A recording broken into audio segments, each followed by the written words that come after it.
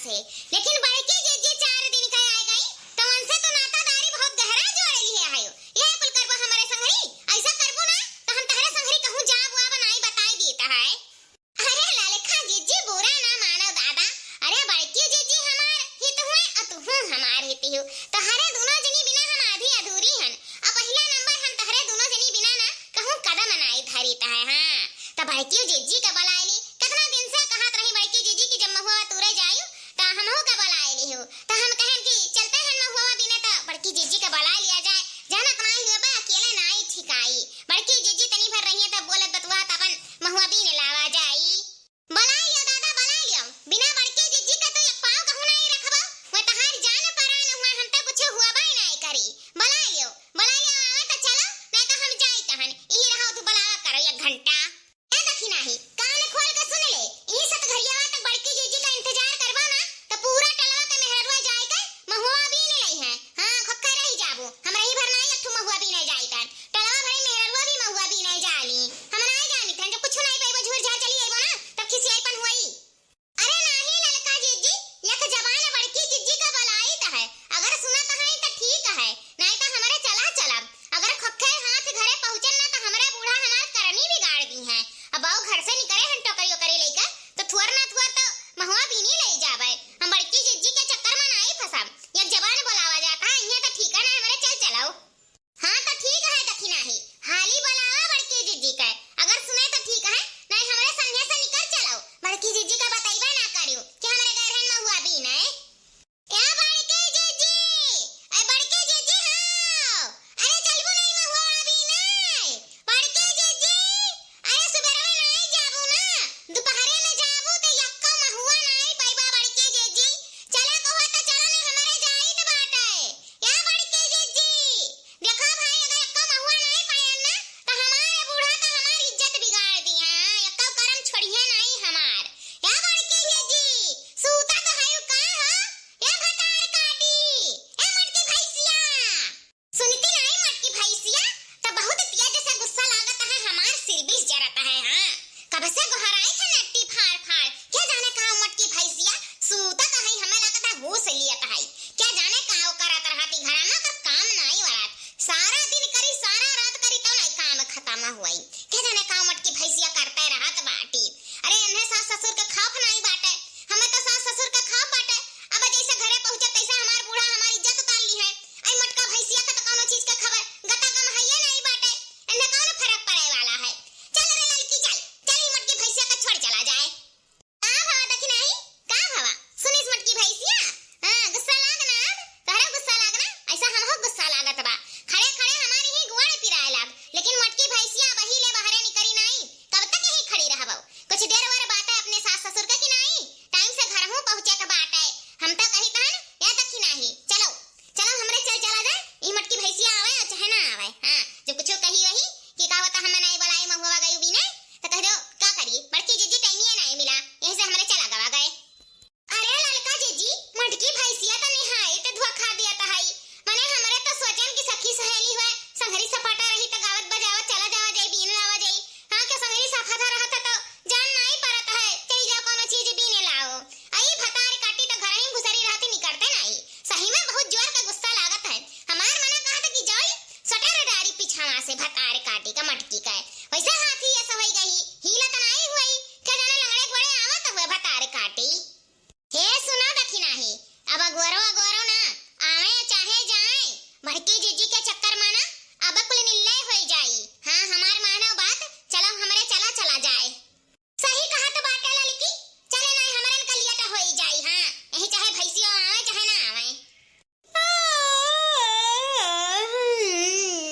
हाँ?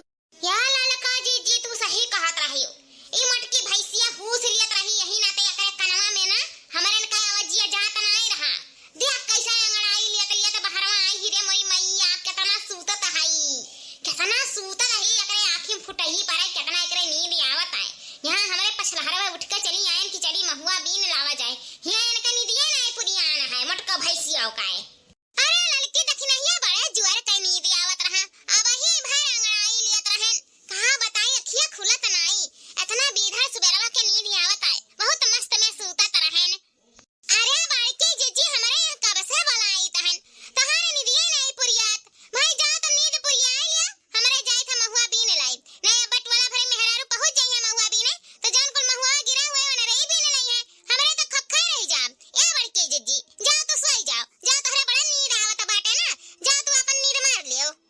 दखिना हा भतारी काटा हमार पछला हरवा नींद खराब कइका कहत है जा सुई जाओ अगर हम नहीं जाब ना महुआ बिने त तहरो दोनों जनी नहीं जाय देब एतना जान लियो दखिना हा मने बड़के जे ऐसे जाबो जाए के हुलिया में त देखात नहीं हो जौवा वो लेबे नहीं करे हायो अया बड़के जे कब से हमरे बनावा जाता है कनान ठूठी डाले रहे सुनाई नहीं परत रहा मने लेट हो जाई महुआ बिने ना कि नहीं अब चलो हाली दखिना ही भतारी काटा झौवा लियत कितना समय लागत है लेके आए थे 5 मिनट में झौवा तब हे लागे संगरी संगरी चलियो हो लियो इतने साल का दोस्तीदारी मिनटों में तोड़ देता है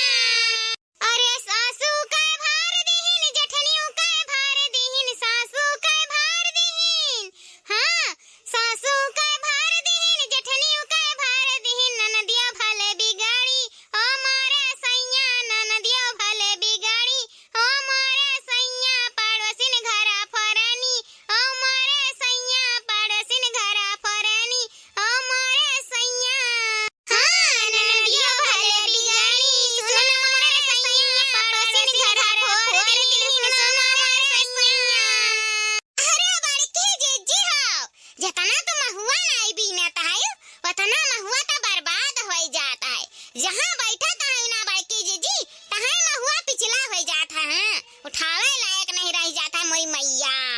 नखी नहीं भतार काटो तो पछवा से हमार खिल्ली उड़ावत है। अब हमार शरीर भारी है तो हरन के नाइन फनफन नहीं है तो दो चार महुआ तो दब्बे करी। अब तहन के संगरी कब आईबे नहीं करब, भतार काटो लोग तहरे से पहले चली आईब हम, कौनो चीज हम तुरे लायक रही ताऊ। कहे से कहे ता बड़की जीजी कि तई कम खावा करो, तई कम खावा करो, कम खावा तो कम मटाबो। बड़की जीजी हो तहरे दो चार रद्दा रोज चढ़ाता है, फैली चली जाता है, दिया फनफन नहीं रह जाई। अब कहा तो तुम्हें बुरा लागता है, जा बड़की जीजी हम नहीं जानी तहन पसरी चली जाता है 2 कुंटल का, जहां बैठबो तहां उठना ही पैबाओ। या बड़की जीजी देखी नहीं सही कहत बाटी, 2-4 रद्दा तो तहरे रोज चढ़ता है। अरे पसरी का जाना तो हाथी हो जाबू तो चले में बैठे में कुलमा दिक्कत हुए लागी। सही तो कहत है, देखी नहीं 2 कवर कम खाओ तो कमाई मटाबो। या बड़की जीजी अरे जबान सिकुआर लियाओ, हां तई भजी बटवरा डाइटिंग पर हो जाओ। ललका भतारी काटो तू निहारे लागी हमरे मोटापा गए, मने तहरे मुंह से खाई तन अपना बनाई था तो अपने खाई ता है, तहरे अम्मा नहीं खाए खवाए मटवावत है, जन हमारे देहिया निहारत बाटियो। अरे बड़की जीजी हो तहरे भलाई के लिए कही त बात है, तुहे बुरा लागत है। अरे बड़की जीजी तई भर अपने शरीरिया का ध्यान दियो, तई भर डाइटिंग पर हो जा, योगा योगा करा करो। या बड़की जीजी तनी भर दोबारा आ जाओ, नहीं पसरी जाबो तो देखे लायक नहीं रह जाबो, वैसे इतना मोटाई गई हूं। अब बस करो, काफी होएगा बड़की जीजी। देखी तन तोहरे घर में अठैया दसैया सरसों पेराई जाता है, अब वही सरसों तियाल का छनुआ पकौड़ी, छनुआ दाल भरी, जनुआ पूरी। ए बड़की जीजी दाल भरी पूरी खाए ना बहुत मोटापा बढ़ता है, और तेल मसाला कम कर देते ही दोबारा आ जा बड़की जीजी। इतना हैंडसम तहार शरीर बाटा है, इतनी चटकीली तू लागत बाटियो, खाली मोटापा ना थे पसरी बाटियो। सही कहत बाटे ललकी, जिनको बप्पा कहत रहे कि ये मटका तू दोबारा आ जाओ, तू दोबारा आ जाता है ना तो कैटरीना कैफ लागत है।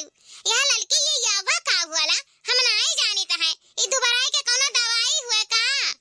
अरे बड़की जीजी दवाई नहीं हुए, पहला नंबर 4 बजे पछलहरा के तो उठ जाओ और दौड़ो 5-10 किलोमीटर दौड़ो, इतना दौड़ो ना कि पसीना चुए लागे।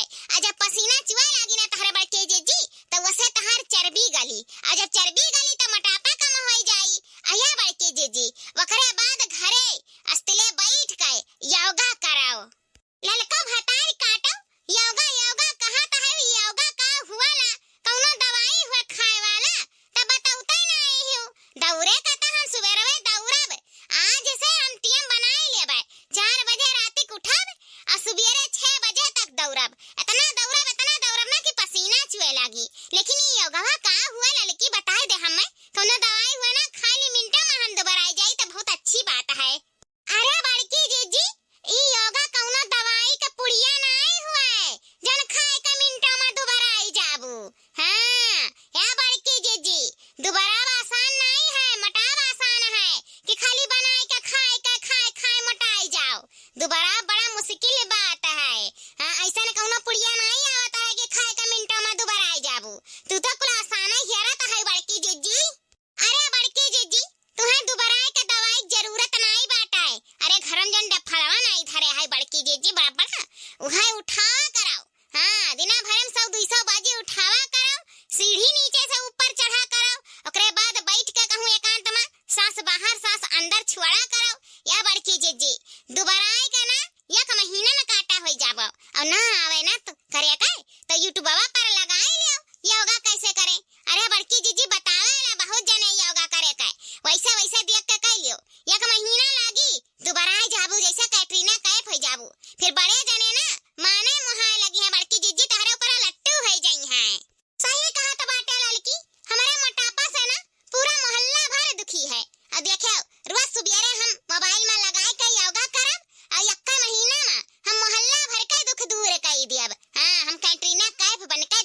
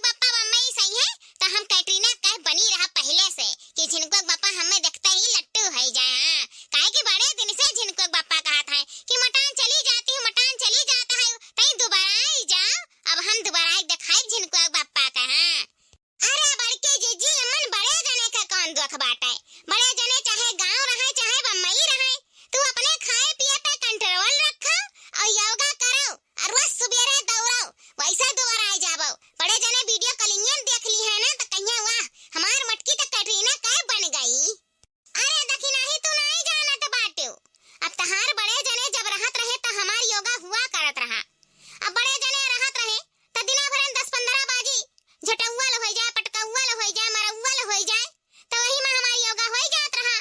और हम पसरी नहीं पावत रहन। अब तब जब से तहार बड़े जने बम्बई चला गए, तब से योगवा बंद होई गवा। यही से हम पसरी चली जाई तहन।